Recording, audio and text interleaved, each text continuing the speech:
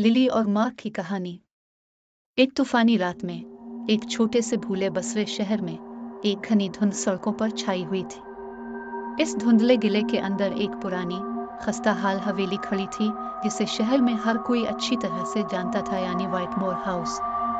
कुनविदनीतियों ने इसके मलून हालों के बारे में सरगोशी की और चंद लोगों ने इसके करीब जाने की हिम्मत की। फिर भी तजस्सुस अक्सर बहादुरों से बेहतर हो जाता है और यही तजस्सुस ही दो नौमरों लिली और मार्क को इसकी मनहूस दहलीज तक ले गया। लिली और मार्क हमेशा हवेली की कहानियों से मुतवज्जे रहे थे। उन्होंने भूत प्रेत, अजीब शोर और उसके साबिक मालिक की खौफनाक मौजूदगी के बारे में बात की। मिस्टर व्हिटमोर नामी एक अलग आदमी जो बरसों पहले बगैर किसी सुराग के गायब हो गया था। हाथ में फ्लैश लाइट्स और उनकी रगों में एड्रेनालिन घूमते हुए उन्होंने घर को तलाश करने का फैसला किया, इस यकीन के साथ कि वो इसके असरार से पर्दा उठाएंगे। जैसे ही वो अंदर दाखिल हुए, हवा ठंडी हो गई और फर्श के तख्ते उनके पैरों के नीचे से चीरने लगे। साए दीवारों के साथ साथ नाच रहे थे। बाहर तूफान से बिजली की वक्फे से चमकती हुई चमक से घर जिंदा दिखाई दे रहा था। इनके अर्द गिर्द नरम सांस लेता था। लिली कांप गई, अपनी हड्डियों में डांसेस को महसूस करते हुए। ये जगह मुझे सरसब्जी देती है, मार्क ने सरगोशी की, हालांकि इसकी आवाज़ से गूंज रही थी। हम यहाँ तक आए हैं, आइए देखते हैं कि ऊपर क्या है, लिली ने जवाब दिया, अपनी महसूस से ज्यादा बहादुर आवाज देने की कोशिश की। वो अजीम अलशान सीढ़ियां चढ़े, हर कदम अपने वजन के नीचे एहतजाज कर रहा था। सबसे ऊपर करीब से देख रहे थे। उन्होंने बेतरतीब तौर पर एक दरवाज़ का इंतखाब किया। पुरानी किताबों और जालों से भरे एक खाक आलूद मुताला में दाखिल हुए। कोने में एक कदीम दादा की घड़ी ने टुक टुक किया।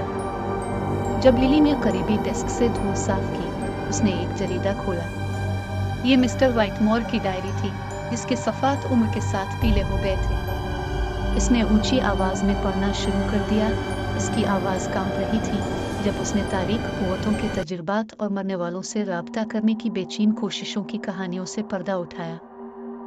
अचानक एक जोरदार हादसा घर में गूंजी, जिससे वो दोनों उछल पड़े। हाल के आखिर में कमरे से आवाज़ आई थी। हमें इसे चेक करना चाहिए, मार्क ने मशवरा दिया, हालांकि इसका चेहरा पीला था। घबराहट के साथ वो दरवाजे के करीब पहुंचे। ये कदरे अजीरन था और जैसे ही उन्होंने इसे खोला, वो एक ठंडी नजर से मिले। कमरा शीशों से भरा हुआ था, हर एक अपने खौफजदा चेहरों की अक्कासी कर रहा था। लेकिन कुछ गड़बड़ थी, बहुत ज्यादा मुजाहिर। बहुत सी आंखें पीछे घूर रही थी। एक अक्कासी ने खास तौर पर लिली की तवज्जो हासिल की। ये इसका अपना नहीं था और न ही ये मार्क का था। अनाकासों के दरमियान एक धीमी खोखली आंखों वाली शख्सियत खड़ी थी, उन्हें एक भयानक मुस्कुराहट के साथ देख रही थी। क्या तुम उसे देखते हो? लिली ने हाँफते हुए तस्वीर की तरफ इशारा किया। मार्क ने सर हिलाया, इसका दिल धड़क रहा था। हमें यहाँ से निकलने की जरूरत है, उसने फौरी तौर पर कहा। वो भागने के लिए मुड़े, लेकिन दरवाजा बंद हो गया, जिससे वो अंदर फंस गए। खौफ व हरास फैल गया जब आईने तड़पने और मरोड़ना शुरू हुए।